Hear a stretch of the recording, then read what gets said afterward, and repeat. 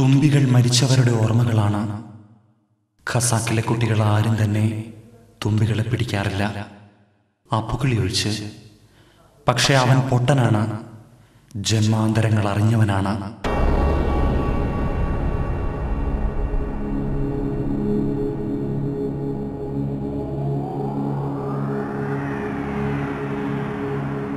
ഇതിഹാസകാരന്റെ അപ്പുകിളി പല ജന്മങ്ങളിലൂടെ ഉരുത്തിരിഞ്ഞ കഥാപാത്രമാണ്. അതുകൊണ്ട് തന്നെ ഖസാക്കിലേക്ക് വഴിതിരിയുമ്പോൾ അപ്പുകിളിയുടെ ആദിരൂപത്തെ ഞാൻ തിരഞ്ഞതേയില്ല.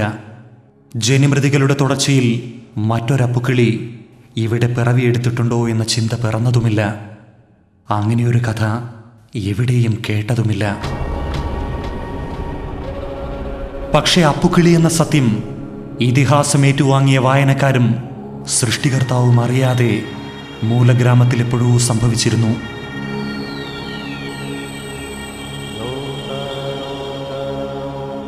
പിറവിയുടെ കഥ വെളിപ്പെടുത്താൻ ജന്മാന്തരങ്ങളറിഞ്ഞ ഖസാക്കിന്റെ പനന്തത്ത ഓരോ മുഖവും ഒപ്പിയെടുത്തുള്ള ആ വരവിൽ എനിക്കു വേണ്ടി വഴിയരികിൽ കാത്തുനിൽപ്പുണ്ടായിരുന്നു. നിമിത്തങ്ങളുടെ കഥ തുടരുകയായിരുന്നു. അവന്റെ മുഖത്തിനു നേരെ ക്യാമറ തിരിയുമ്പോൾ സുഖമില്ലാത്ത കുട്ടിയാണ്, പടമെടുക്കേണ്ടെന്ന് കൂട്ടത്തിൽ ആരോ പറഞ്ഞു.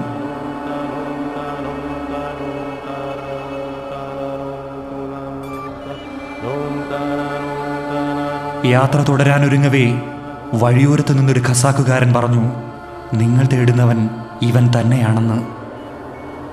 ആരെന്ന എൻ്റെ ചോദ്യത്തിന് അയാൾ നൽകിയ ഉത്തരം മനസ്സിലൊരു കൊള്ളിമീൻ പായിച്ചു. അള്ളാപ്പിച്ച മുല്ലാക്കയുടെ പേരക്കുട്ടി. ഒരു കണ്ടെത്തലിൻ്റെ അഹന്തയ്ക്കു പകരം ബുദ്ധിയുടെ ശിഖരങ്ങളിലൂടെ ഒരു വിറ പാഞ്ഞുപോയി. ആരോ പറയാതെ പറയും പോലെ മുല്ലാക്കയുടെ പേരക്കുട്ടി മൂലഗ്രാമത്തിൽ അപ്പുകിളിയായി വീണ്ടും പിറന്നിരിക്കുന്നുവെന്ന്.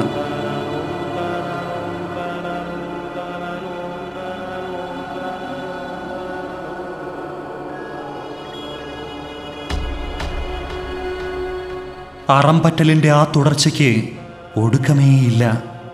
അതു വീണ്ടും വീണ്ടും സംഭവിക്കുന്നു. ഇപ്പോഴവന് പൂർവജന്മത്തിലെ വിളിപ്പേരല്ല, അസറുദ്ദീൻ എന്നാണ്. നിവർന്നു നിൽക്കാൻ ഇടകിട്ടാതെ അപരിചിതത്വം തകർത്ത് അസുർ പറഞ്ഞു, താറേ കാറ് കയറണം. ഞാൻ ഇതിഹാസത്തിലേക്ക് ഒന്ന് പോയി മടങ്ങി.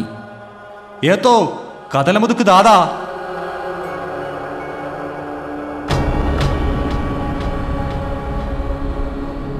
അവനു പിന്നിൽ മുല്ലാക്കയുടെ താവഴികളിൽ പറന്ന ഇതിഹാസത്തിലെ കുഞ്ഞാമനയുടെ മുഖമുള്ള ഒരു പെൺകുട്ടിയുണ്ടായിരുന്നു. ദൈവമേ, ആ തുടർച്ചയുടെ കഥ തീരുന്നേയില്ല.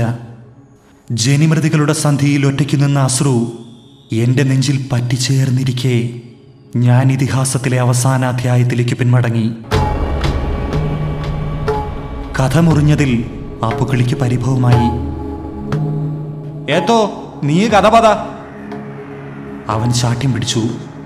പിന്നീട് കഥ തുടരാമെന്ന് പറഞ്ഞാൽ അവൻ സമ്മതിച്ചെന്നു വരില്ല. രവി പറഞ്ഞു, കഥ തീർന്നു. കിളിയുടെ മുഖത്ത് വിഷാദമായി. ഇത്തിരി നേരം നിരീച്ചു നിന്നിട്ട് അവൻ പുറത്തെ വരിവെള്ളത്തിലേക്ക് ഇറങ്ങി. നിരർത്ഥമായി. പരിണാമമില്ലാതെ കഥ അവസാനിച്ചു കഴിഞ്ഞിരുന്നു.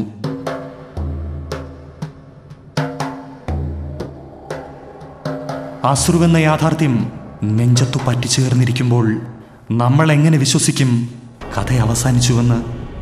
ഇല്ല, ഇതിഹാസം അസ്രുവിലൂടെ, പരിണാമങ്ങളിലൂടെ, പിന്നെ എണ്ണമറ്റ കഥാന്തരങ്ങളിലൂടെ ഖസാക്കിൽ തുടർന്നുകൊണ്ടേയിരിക്കുന്നുവെന്ന ഒടുവിലത്തെ ചിന്തയും പേറി ഞങ്ങൾ ഖസാക്ക് വിട്ടു.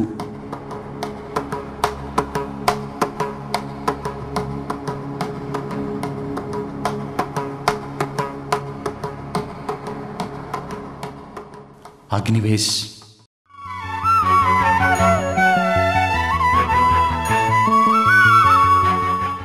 അഗ്നിവേശിന്റെ നിലപാടുകളോട് നിങ്ങൾ എങ്ങനെ പ്രതികരിക്കുന്നുവെന്ന് ഞങ്ങളെ അറിയിക്കുക. കത്തുകൾ അയക്കേണ്ട വിലാസം: അഗ്നിവേശിന്റെ കാഴ്ചകൾ, ബാലധാര വിഷൻ, തിരുവനന്തപുരം 14.